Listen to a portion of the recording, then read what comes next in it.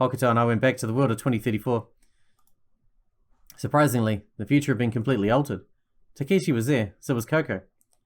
Yubisei Harukana was here, and as was Yubisei Akikana. Tsugimi was there along with Sara, Sora was there, Kaburaki was there, and so was Hokuto. They were chatting happily in a circle. I didn't know what had happened, but I was just relieved. The future had been altered. But how did it happen? I suppose Yubisei Harukana had kept her promise with Hokuto, so Koko and Takeshi were rescued immediately afterwards. In this version of history, Takeshi hadn't died 17 years ago, but was still alive and well. So in this world, Tsugimi didn't have to send Hokuto and Sara to the institution. In this version of the future, Hokuto and Sara didn't have to be separated. Besides, I understood that the incident in 2034 was planned so that I, Blackwinkle, would come into existence. It was planned to have me descend in this world so that the past would be altered and that Koko and Takeshi would be saved. But in this reality, Koko and Takeshi had already been rescued safely 17 years ago. Therefore, there was no longer any way to grab my attention and make me appear in this world. So, Yubisei Harukana didn't have to come up with an outrageous plan to trap everyone at Lemo, which meant the incident, starting on May 1st, 2034, hadn't taken place in this history. None of them had been trapped in Lemo, which meant that Yubisei Harukana had no reason to lie to Yubisei Akikana. Yubisei Harukana must have told Yubisei Akikane the truth in this history. So they were all able to spend their lives peacefully from 2017 until now. They'd all lived safely, with time just passing by peacefully and slowly. And that was what I was seeing right then. Hey, but wait a second. I need to think a little more about this. In 2017, Takeshi and Koko were saved by Yubisei Harukana's actions. So if the time passed by peacefully, eventually it would be the year 2034, and we wouldn't be there to save them. There wouldn't be any accident. I, Blackwinkle, wouldn't appear. What would happen then? Hokuto in this world wouldn't talk to Takeshi in the past, which is 2017, the past that I know. Hokuto has funneled his raw, untamed force and has shouted to Takeshi's body lying at the bottom of the ocean. Dad, don't you die on me. In the past, retraced from this future, Takeshi had never heard his son scream. That meant Takeshi would have long decomposed on the bottom of the ocean. Since Takeshi hadn't come back to life, Koko would still be left in the hallway and both of them would die, because the incident in 2017 had already taken place as a historical fact, which meant that even in the past, connected directly to this world, the incident in 2017 wouldn't have been avoided. Therefore, this world would never be possible. It could never exist, it was a paradox. If this world could exist, this question would naturally arise. Who would save Takeshi? Who is alive here today? Was it Hokuto from a different future? Was it Hokuto from a world where there had been an accident in 2034 who would save Takeshi? No, that was not possible, because in order for the incident to take place in 2034, the condition must be that Takeshi could not be saved in 2017. What if it's like Dragon Ball Z and the different timelines are not connected? You know? Which means changing the past doesn't change the future. Which meant, in order for Takeshi to come back to life at the bottom of the ocean, the events had to take place in 2034.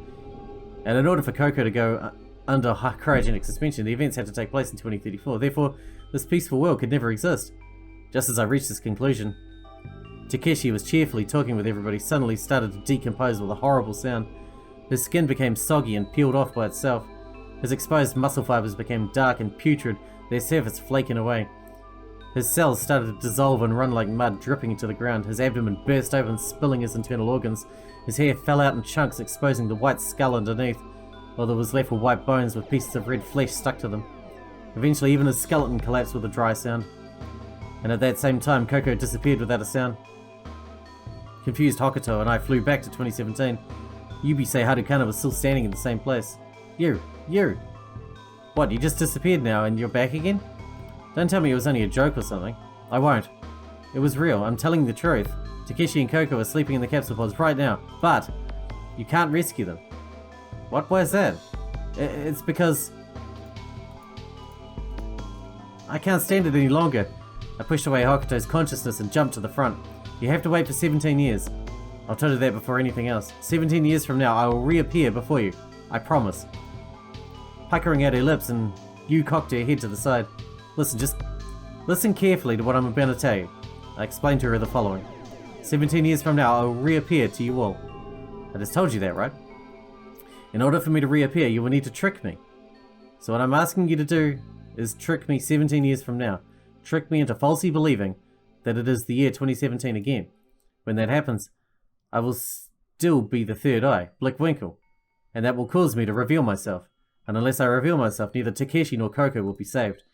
Because in order to restore life to Takeshi, who sank to the bottom of the ocean, I will need to appear as myself and go back to the year 2017. If I do not appear myself, Takeshi is going to rot at the bottom of the ocean.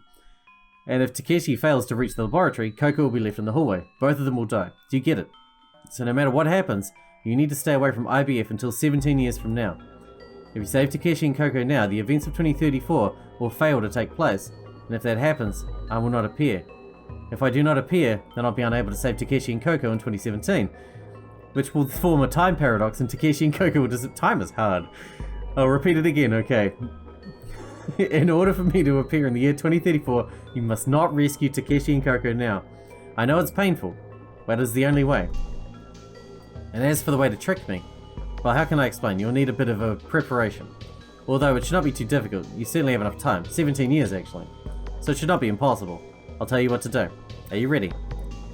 The day to act on the plan will be Monday, May 1st, 2034. First, Sarah will be visiting Lamu for a school event on that day. Sarah is Tsugumi's daughter, who will be born next January. She is actually a twin, and her twin brother's name is Hokuto.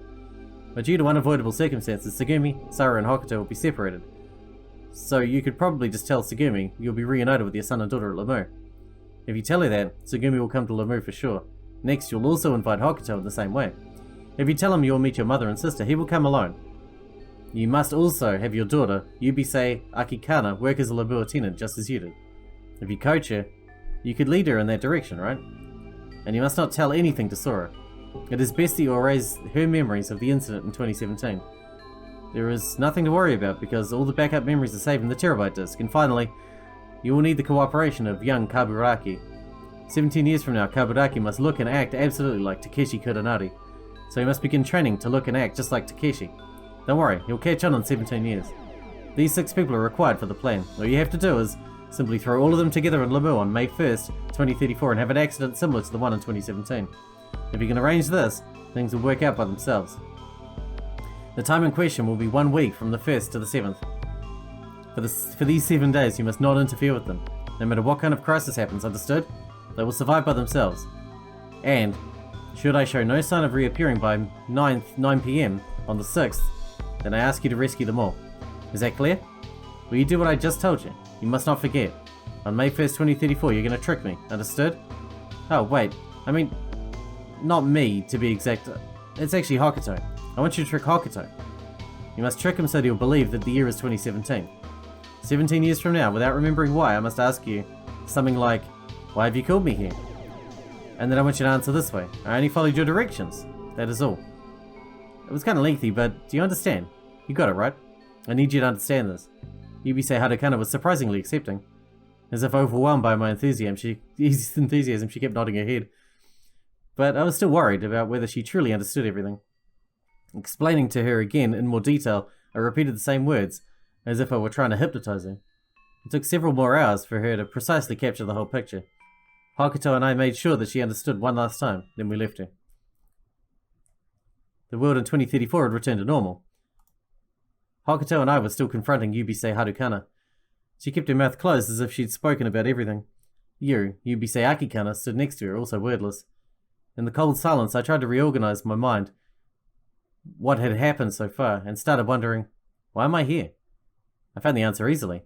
I have appeared because I was tricked by myself from the past. I mean, the mastermind behind the incident of 2034 was no one else other than myself. In 2017 I told you to trick me, and therefore I appeared in the world in 2034, having been tricked by myself. Thanks to the strength of Hokuto's appeal, Takeshi had come back to life and saved Coco, helping her into the pod and activating the cryogenic suspension. So that's what happened. That moment when Hokuto had shouted out Dad at the bottom of the ocean, everything had happened for the sake of that moment. It had taken 17 years going back in time in order to bring the dead back to life. That was everything. Coco and Takeshi were still sleeping 357 feet under the ocean. So I need to get there, in order to save them.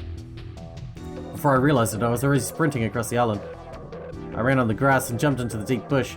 Dodging the branches, slicing through the wind, I ran like an arrow released. As I pumped my legs, I thought, how can I get to the bottom of the ocean? I cut through the woods as I was thinking. I sprinted over the curving arch of a bridge and reached the docks, the harbour for the floating island. I looked around and I didn't see anything that resembled a mini-sub. As I tried to catch my breath, I walked around the docks. I noticed there was broken pieces of rock in the middle of the open area. All the pieces scattered around were huge. They were as big as my whole body. The surface of the rocks had a refined smoothness. Looking closely, I found that some letters were carved on it. Where, above, sky. They were meaningless letters jumbled on the pieces of rock near me. There were letters on the other pieces. I put the pieces together and tried to guess the original sentence. It said, "Where is heaven?" "Above the sky and at your feet." "It's a stone monument," I whispered. The monument must have fallen down for some reason and broken into pieces. Was it due to a tremor from the accident? Or had it been the passengers, who in a state of panic had rushed toward the docks and knocked it over? I had no idea what the cause was. I picked up one of the smaller pieces. It was heavy. It's probably as heavy as cocoa. And then, a thought just hit me.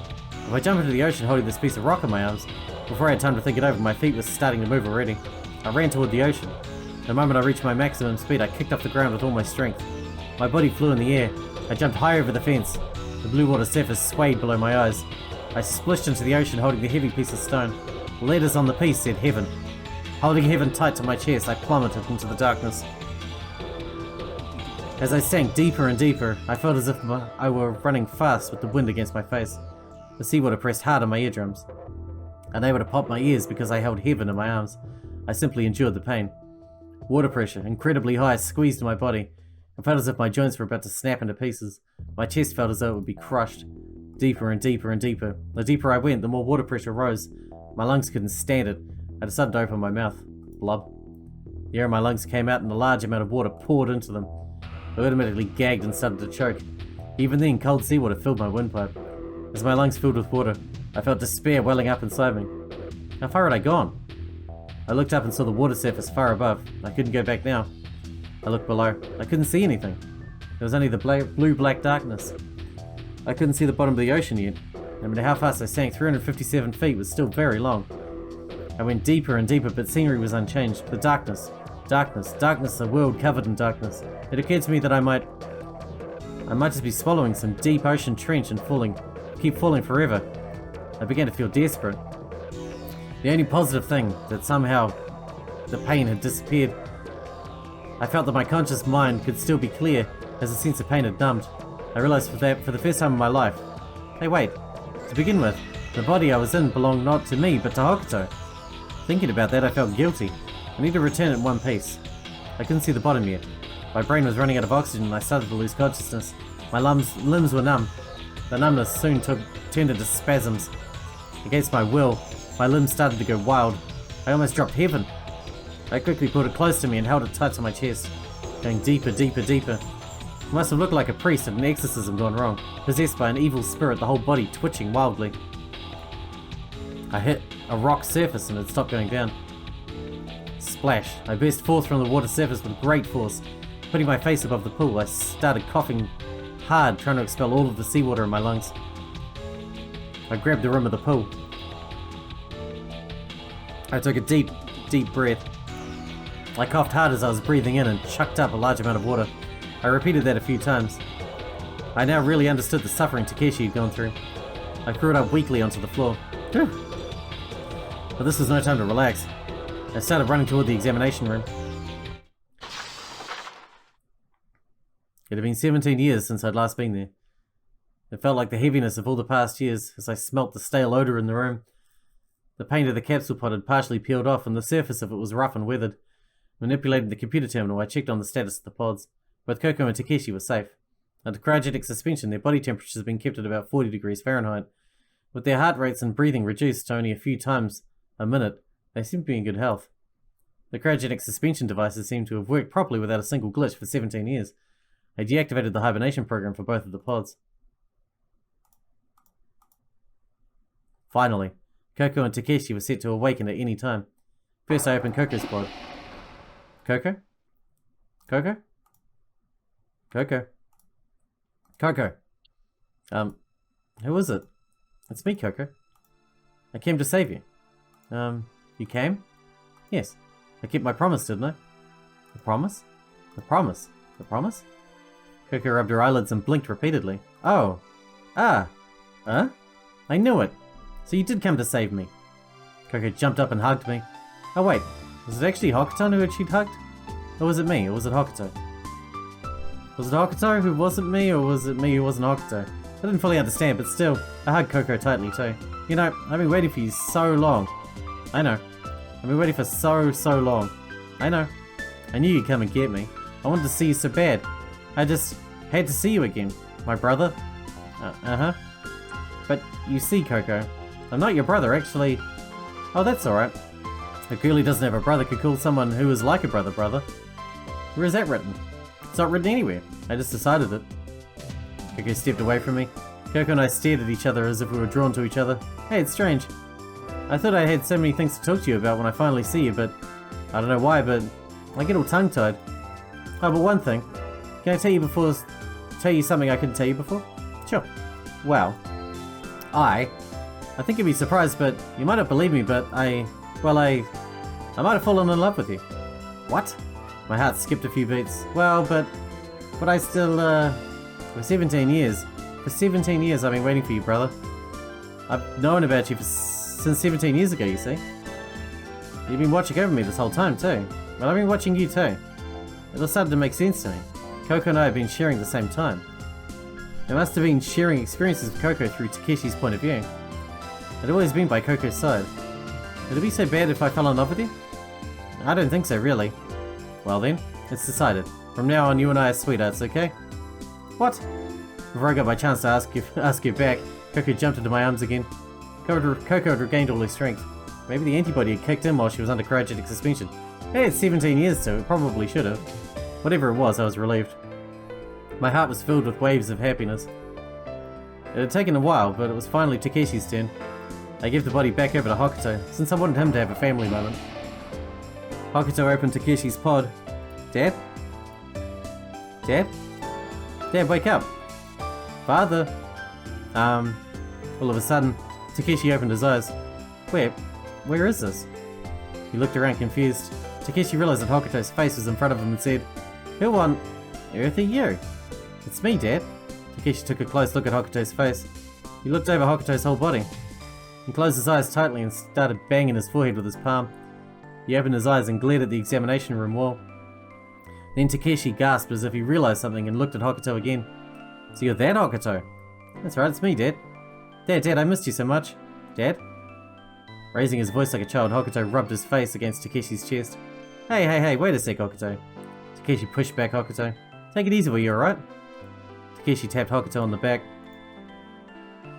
Takeshi raised himself and stretched his legs outside the pod. Coco rushed at him. Takepion? Coco hastily jumped at Takeshi and hugged him. Hey, Coco, you look all better now. I didn't have a single sore spot. That's great. Looks like the plan worked out beautifully, didn't it? It's just so great. Dad? Hokuto jumped at Takeshi and hugged him, just like Coco. Well, stop it now. Takeshi forcefully peeled him away. Why do you want me to hug you? Before I answer that question, there's something I want to ask you. What is it? How long have I been sleeping? A day? 2 days? Oh man, I didn't sleep for a week, did I? Guessing from your reaction, it's been more than a week. A month? 3 months then, maybe? You gotta be kidding. You mean I sleep past summer and into autumn? Hokuto and Coco closed their eyes and shook their heads. Today is Sunday, May 7th. The last day of the holiday. Oh, come on, you had me scared for a second. So it's only been a few hours since then. Hokuto and Coco looked at each other, nodded and said, Dad, I don't want you to panic, alright? Just calm down and listen. Well, actually, Takepion? You've been sleeping for... What? 17 years? After a while, Yubisei Harukana took a small submersible to pick us up at the IVF pool. Inside the mini-sub, she scolded Hokuto. You gotta be out of your mind to dive into the ocean like that. I mean, 357 feet. Don't you know, Hokuto, in this world, there's this wonderful and safe vessel for going underwater called a submarine. Yeah, and like, what would one more day be?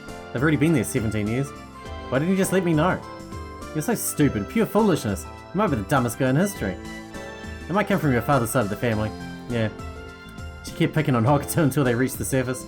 Hokuto must have been thinking, was it really me who decided to jump in the ocean?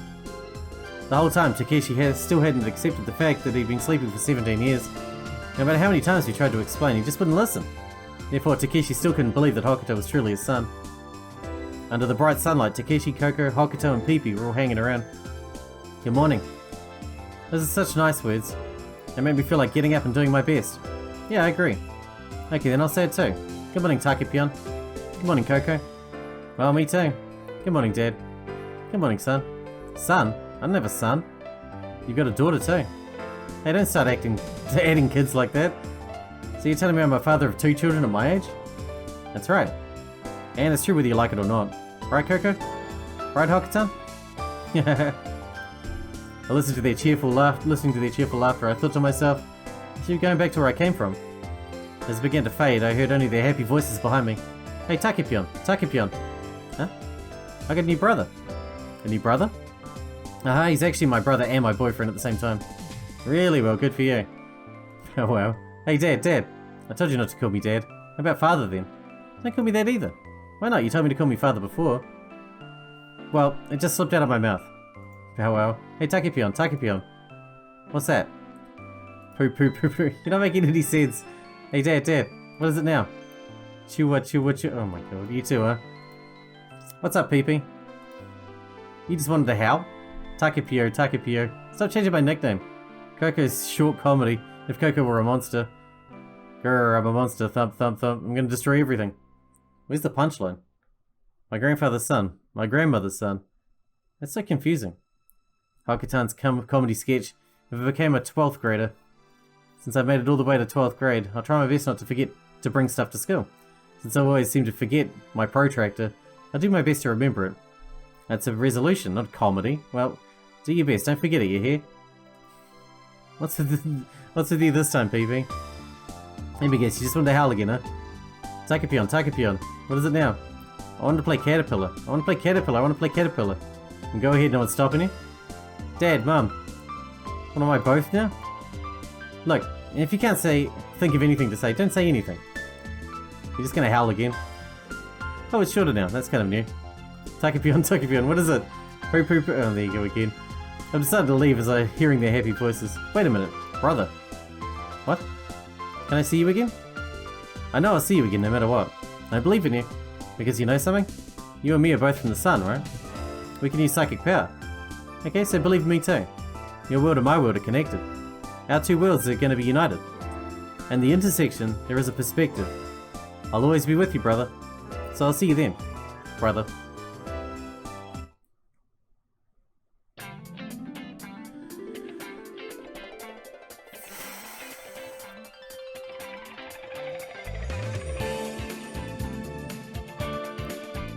We did it.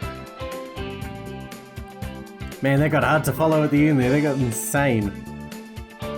Since I thought the Zero Escape storyline was pretty hard to follow, but this is shitloads harder to follow. Oh my god. Well, we got through it. That was crazy pants. I didn't see most of that coming. Anyway, I'll let the credits roll this time, again.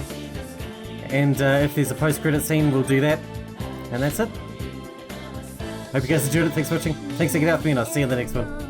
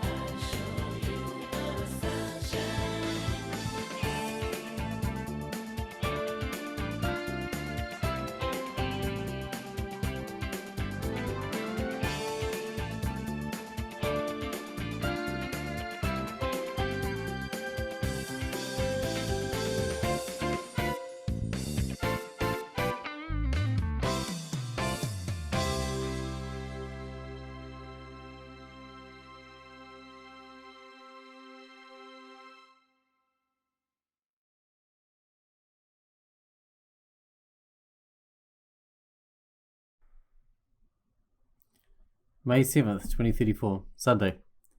Time, 11:17 AM. Takeshi Kuranari. I was in the center of the world of blue. Headed back to the mainland.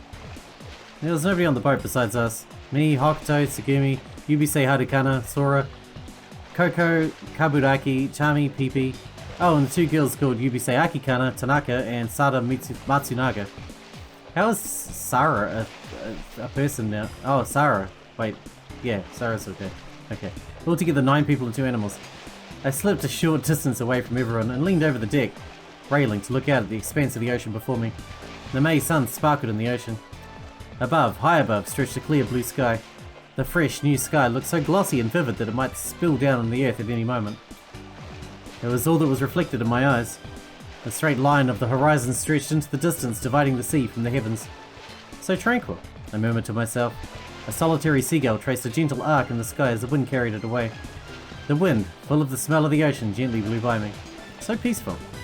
I wonder if it felt as if I were dreaming. Everything that I saw in the scene before me was exactly as it had been 6 days earlier. 6 days earlier. For me it had only been 6 days, not even a week had passed.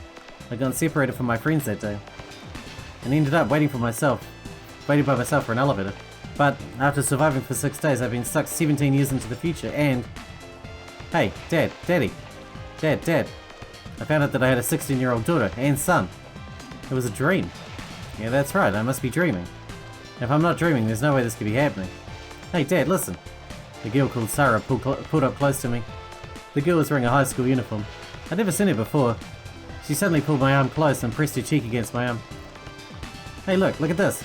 You know, I've been watching you ever since I was a little baby girl. Sarah stuck out a pendant with a mirror attached to it. On the mirror side there was nothing, but... Oh really? I don't really understand, but that's okay, daughter of mine. I can't believe how tall you've gotten. Saying that, I stroked her hair. Since I come this far, I decided there was no reason to hold back. Besides, all of this was a dream. And if I had a daughter this cute, what did it matter anyway? There was no reason to resist the whole situation. And as I was thinking that, hey Dad, no fair. You keep telling me don't call me Dad. How can we act like a dad to Sarah? Hey Dad, I want to go to Ninja Town for fun someday soon. Ninja Town, huh? Why not? Sounds good to me. Hey, stop ignoring me. How can we listen to everything Sarah says? Why do you listen to anything I say? Well, Dad, why not? I'm not ignoring you. I just don't want to answer those kinds of questions. What do you mean, those kinds of questions? Those kind. I don't want to answer meaningless questions. It wasn't a meaningless question. Tsugumi Kamachi. I don't answer meaningless questions. I could hear his words coming from a distance, the same words I used to say 17 years ago. In order to protect myself from the strong May sunshine, I stayed inside the boat. I could see the 3 of them through the window. Takeshi was on deck over by the railing talking to the 2 kids. I don't answer meaningless questions, yeah. That's why I always kept quiet whenever he asked me something. That's why so much I wanted to talk about. I wanted to tell him every single day that had passed these long 17 years, but for the moment, watching him innocently play with the children was enough for me. Everything that had happened up until that point was meaningless. He was there right in front of me and the 2 children were there. There was nothing more I could have hoped for. I'd found happiness, was immersed in it, drowned in it, intoxicated by it. So I truly felt. It seemed to me that all of these days filled with struggle and sadness had been for that day, that moment. Hokuto and Sarah were on both sides of him. And even when he tried to throw them off, they clung to him. I absently patted Chami, who was riding on my shoulder, as I watched the scene before me. Him, Takeshi Kuranari. So live. As long as you're alive, live. Don't worry. I'm not gonna die. And after saying that, he jumped from our taxi, that stupid man. Stupid man. But he kept his promise. So there's something I had to tell him. Going get sad, wrapped in my 100% UV protective clothing, I walked over to where he was. For some reason my legs were shaking and my heart was beating so hard it felt like it would burst. Being careful that he wouldn't notice the deep breaths I was taking, I went and stood in front of him. Takeshi, welcome home. Suddenly he pulled me close, into his strong arms and solid chest. My body was wrapped in a heat which threatened to melt me, and for one moment my heart stopped beating. Hey, I'm back, Tsugumi. Sorry for taking so long, he whispered. You know, you're as cute as ever. What, huh? Really? Stop it, eh? I can't help it, you're so adorable. What's with you all of a sudden? You're so cute I could just eat you up. Stop it, what the hell are you talking about? You sure are charming. I suppose that's why they call you Charmy. It's a good name. What? I forcefully pried myself away from Takeshi's chest. His eyes were leveled at my shoulder. I looked over to see what he was staring at. Chami was busy grooming himself with jerky movements, using both his front paws. I can't believe it. You're such a jerk, Takeshi. Sara Matsunaga? You're such a jerk, Takeshi. Mama let out a yell and turned around, went back inside the boat, tail wagging. She moved unexpectedly, and Chami, who had been riding on her shoulder, lost his balance and fell onto the deck. Hey, Sugimi, what's wrong? Dad went chasing after Mum. Wham, bang, crash, crash. A series of frightful sounds ensued. I looked over to the other side of the window and could see Mama wildly brandishing the head of the costume she'd been wearing. She had on the lemur costume in order to stay out of the sun. I could see Father's back as he was desperately trying to calm me down. Hokuto and I looked at each other and started laughing. And Chami? He was calmly acting as if nothing had happened, just continued cleaning himself. I leaned down and put Chami on my palm and stood back up. Mum has already told me about this little hamster's ordeal. And I thought about how Chami had lived through the same circumstances we had. It made my heart warm. I could feel the beating of his tiny heart in my palm. His heartbeat was tiny but consistent. It goes without saying, but I thought to myself, Chami is living each moment to the fullest. Hey, what do you think's going to happen to us after this? What do you mean? With Leiblich. You don't think Leiblich will come after us, do you? We'll be right, Sarah, don't worry, okay? Someone was talking to us. Looking around I saw... Oh, hi, Naki. No, wait, Miss Tanaka Yubisei Harukana, right? Miss Tanaka nodded slightly. Hokuto asked Mrs. Tanaka, what do you mean we'll be alright? What I mean is... And saying that, she took out the newspaper that had been tucked in her pocket and handed it to my brother. He opened it up, and he stood up against his shoulder and looked at the front page headline. Leiblich Pharmaceutical responsible for outbreak of TF Blau virus.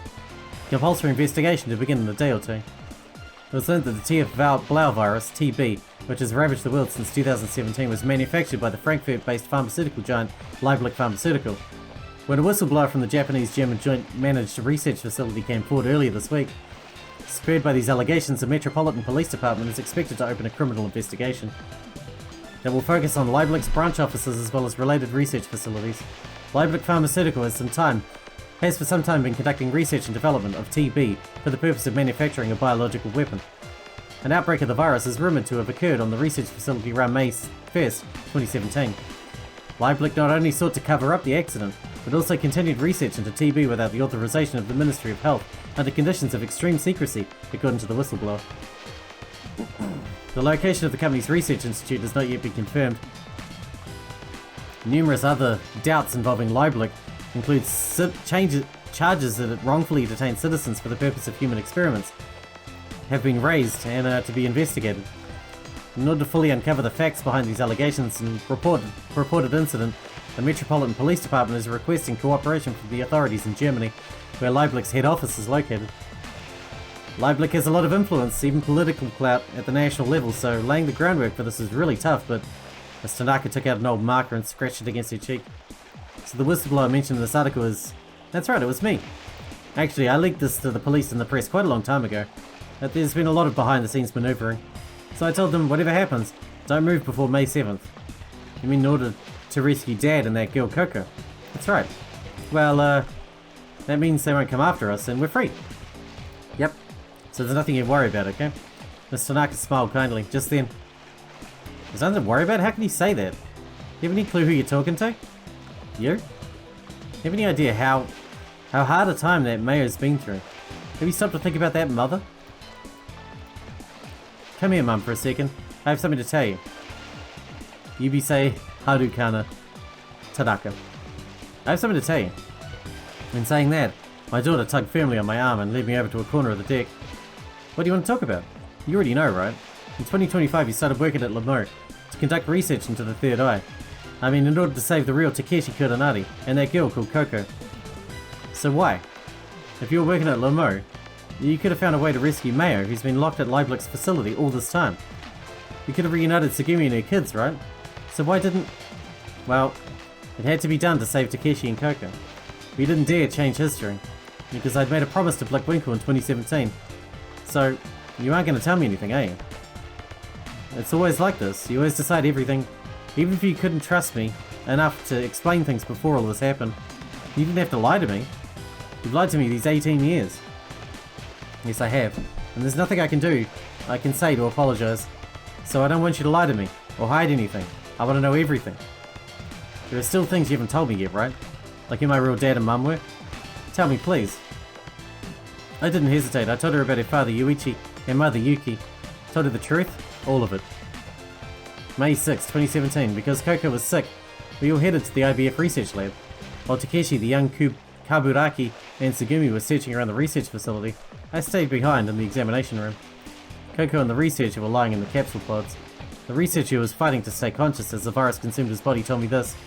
I never dreamed that we would meet again in a place like this. That's right, he was my father. YT, Yuichi Tanaka. As he was lying there in agony, he explained to me what had happened. 2000 AD. My father was a researcher at the MMIH development project. One day, by accident, he discovered that Lieblich was developing the TB virus. TB is a potent virus which has an exceedingly high mortality rate, and Lieblich was planning to sell it to the military buyers around the world. Father, whose sense of justice was stronger than anyone had ever known, appealed to the company to stop development of the virus immediately, but of course they refused. That being the case, my father made up his mind. He hacked into the highly protected company database, collected evidence, and prepared to leak the information to the press. However, Lieblich found out before he could make his move, and put him in a situation he couldn't escape. They threatened my father, telling him, should you escape from here, your wife and child will probably die in an unfortunate car accident. And to my mother, Yuki, Lieblich said, your husband is missing after a highly tragic accident. When making his rounds on the Lemuru premises, he slipped and fell into the ocean, doing everything he can to search the surrounding waters, but his remains still haven't been located. Your mother believed him. It was the summer of my first year. Time passed and it was the year 2017. My father, who had been maintaining the computer system for IBF, was caught up in the TB outbreak. All of the researchers fled one by one. My father stayed in IBF because he was worried about me. My father knew I was working at Lemuru, and my father, right in front of my eyes, after enduring one disaster after another, he gasped in pain while clawing at his throat. He struggled until the end to say, my daughter. Daughter, take care of her. His last words. Because of that accident, the TB virus broke out, causing terrible suffering all over the world. But Lieblich Pharmaceutical concealed everything. The truth about the virus, the research facility, everything was locked away. And the press only reported that it was a deadly virus of unknown origin. Even the experts had no idea where the disease really came from. However, the incubation period was very short, and even though the death rate was high, in many cases the carrier died before infecting others. So while the TB virus spread rapidly for a time, in 2019, 2 years after the accident, the pace and scale of the disease's destruction gradually waned. But that doesn't mean there weren't victims. It is said to have reached several tens of thousands, and one of them was my mother Yuki. It was 15 years ago that my mother caught TB and it robbed her of her life. My sadness, anger, and hatred all came together then. I swore that I would get revenge on Lieblich. I infiltrated Lemuru, and at the same time started formulating a plan to rescue Takeshi and Coco, who were trapped in the research facility. And the person who helped me do that was Ryogo Kaburaki. He had spent every moment for the last 17 years preparing for this. Yes, it was the only thing that I've lived up for up until now. To make Lieblich pay for taking my mother and father from me, and to save my friends Takeshi and Coco. And in order to do that, we needed to discover the third eye, Blickwinkle. Without his help, there was nothing we could do. There was no other way we could, that we who were living in this dimension could go back in time. That was how the whole plan was set in motion. That's how the whole plan all toward May 1st, 2034. My bad. After finishing my explanation, I let out a big sigh. Butting on the nail of her thumb, my daughter looked up at the sky. See? Look at that face. I knew you wouldn't believe me. She looked at me. But then again, who would? But it doesn't change the fact that it's the truth. I reached out to stroke her hair. She stared at me blankly, just looking like I did 17 years ago. Reckless, full of fire, pure to the point of being dangerous and unable to control her emotions. Her innocent eyes had seen none of the evil and corruption in this world. Looking into her eyes, I could read everything that she was thinking. She wasn't mad.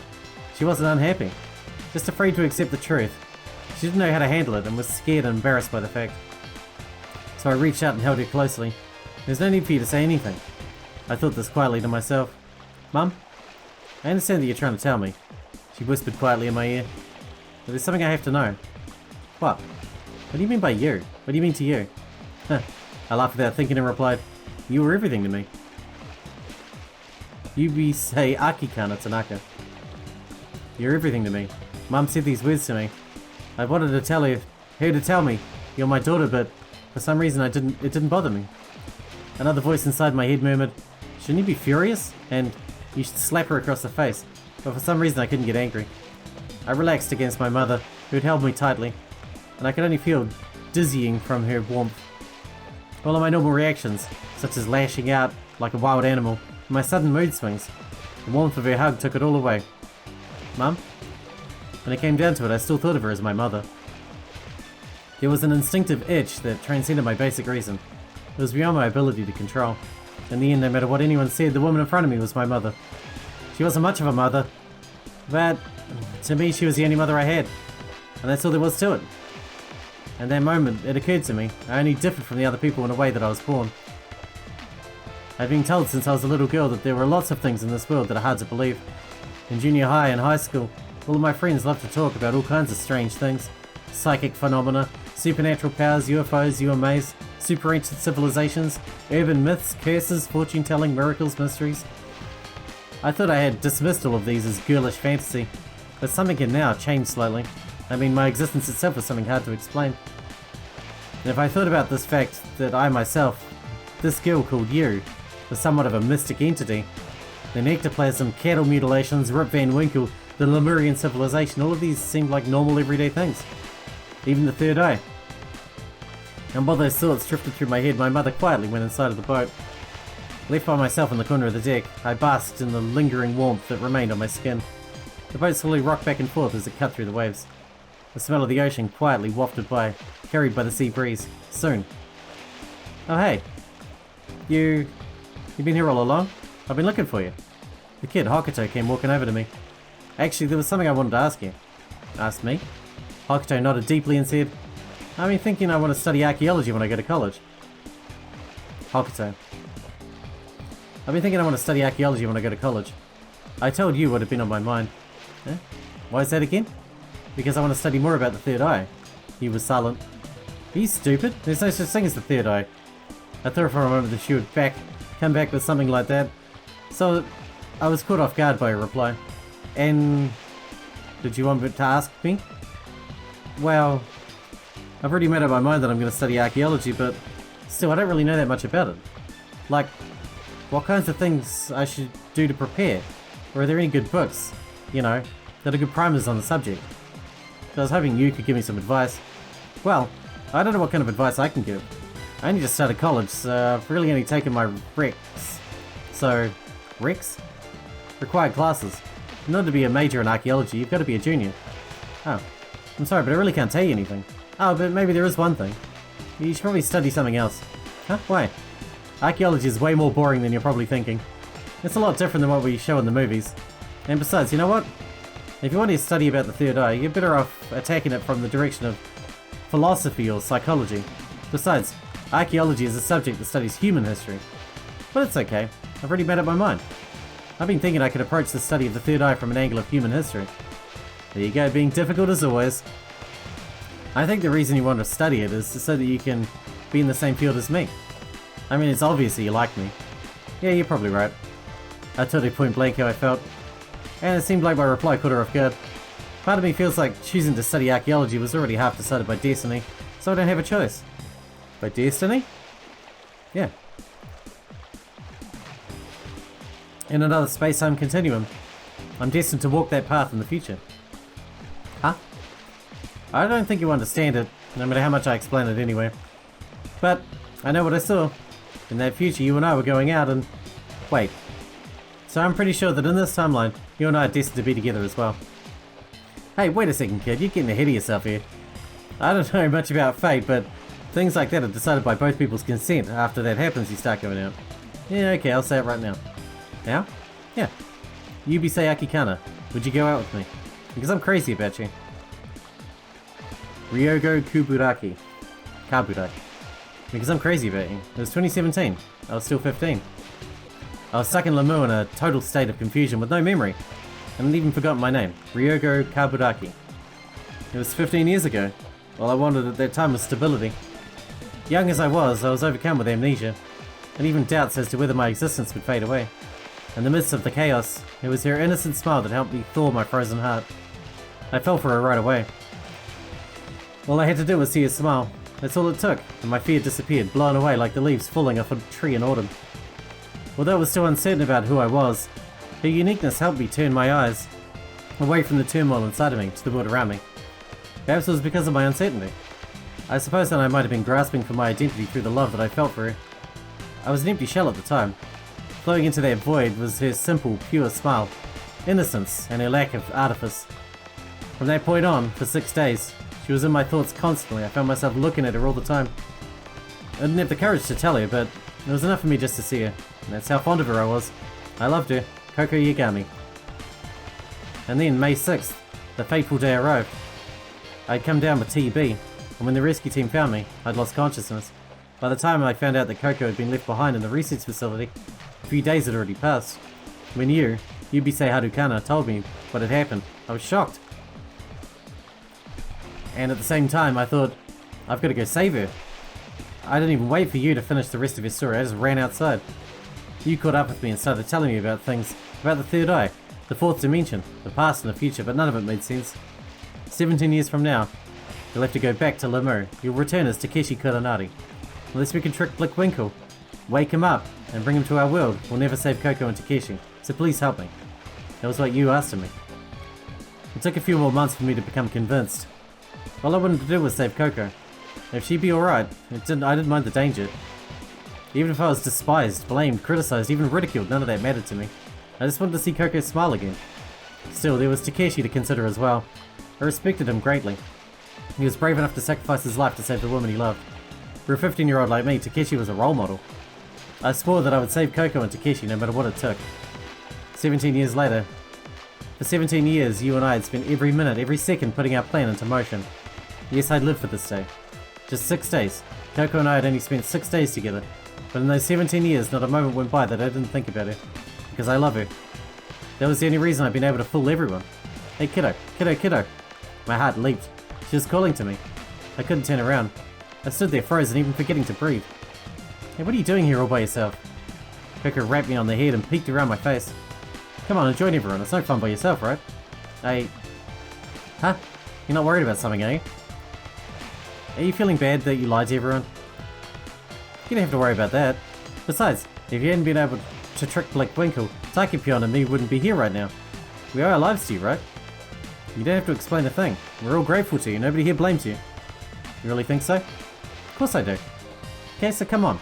Everybody's waiting to hear your voice, kiddo. Waiting and waiting and waiting. And after that, we're gonna celebrate. Koko was laughing. The smile that I'd waited 17 years to see was shining right in front of me. Sura Akanagasaki. The smile that I had waited 17 years to see was shining right in front of me. It made me dizzy to look at it. An electronic rhythm pulsed through my body, the excessive voltage throwing my logic circuits out of order. It was a pain that I had experienced before. Hey Sora. Hey Sora. Are you listening to me? Huh? What were we talking about again? This here, Pee-Pee. He stopped moving all of a sudden. I just thought maybe you could take a look at him. Takeshi lifted up Pee-Pee and stuck him out in front of me. All of a sudden, you say? Any reason you can think of? Maybe... Tsugumi, she started thrashing around in the cabin and... I tried to pin her down, but she threw me off. And when I went down, this little guy happened to be there and... I landed right on top of him. Maybe that's what could have caused it? Yep, after that he stopped moving. Let me take a look at him. I took Pee-Pee from Takeshi and started the diagnostic on him. That's strange, I don't see anything wrong with him. Maybe his battery ran out. Phew, what a relief. And if they thought I'd broken him, Koko, you and her daughter would have been furious at me. Well, I would have too. Upset that he hadn't included me, I continued. I'm fond of Pee-Pee too, you know. I don't even think fond describes it. You might say Pee-Pee and I are connected on a deeper level. 17 years ago, if Pee-Pee hadn't picked up my terabyte disk, I wouldn't be here right now. After Pee-Pee got to the surface, Yubisei Harukana that is, took the data off the disk and copied it to the body you see now. That is the reason I was able to maintain the records of what happened to you all 17 years ago. After that, you took in Pee-Pee, and from that time on, he's been a member of the Tanaka family. In other words, Pee-Pee is an irreplaceable part of all our lives. I thought I'd already told you. Oh yeah, that's right, now that you mention it. But come on, you don't have to get so serious about it. Besides, Pee-Pee isn't broken, so what's the big deal? Takeshi laughed pleasantly. I can't fight it. His smile always disarmed me. It was as bright as the sun and powerfully magnetic. He could charm me effortlessly. It wasn't fair. That smile should be outlawed, Takeshi. By the way, Sora, can I ask you something? What is it? I looked away and tried desperately to regain control of my wildly racing mind, so that he could not see through my true feelings.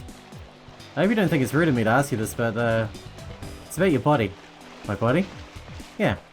As far as I can tell, you look totally human. Your skin, the way you move, your appearance, everything is so natural. That isn't rude at all. Actually, it's a compliment, isn't it? Thank you. And was that your question? No, I mean, I was wondering how your body is put together as well. Is it strange to you? Yeah, a bit. At the same time, I'm happy. I mean, I can actually touch you now. As you said that, Takeshi put his hands on my cheek. It burned. A lump, hot and boiling, ran from my stomach to my brain. My generator is burning too much energy, frying my processor. My logic circuit shut down. Takeshi. Holding Pee-Pee firmly to my chest, I grabbed on Takeshi's palm with my free hand. We're actually touching each other. We can touch each other, really touch each other. I've waited these 17 years just for this moment. What's wrong, Sora? You've been drinking or something? Why's your face all red? Professor Kuranari. What is it, Miss Kinagasaki?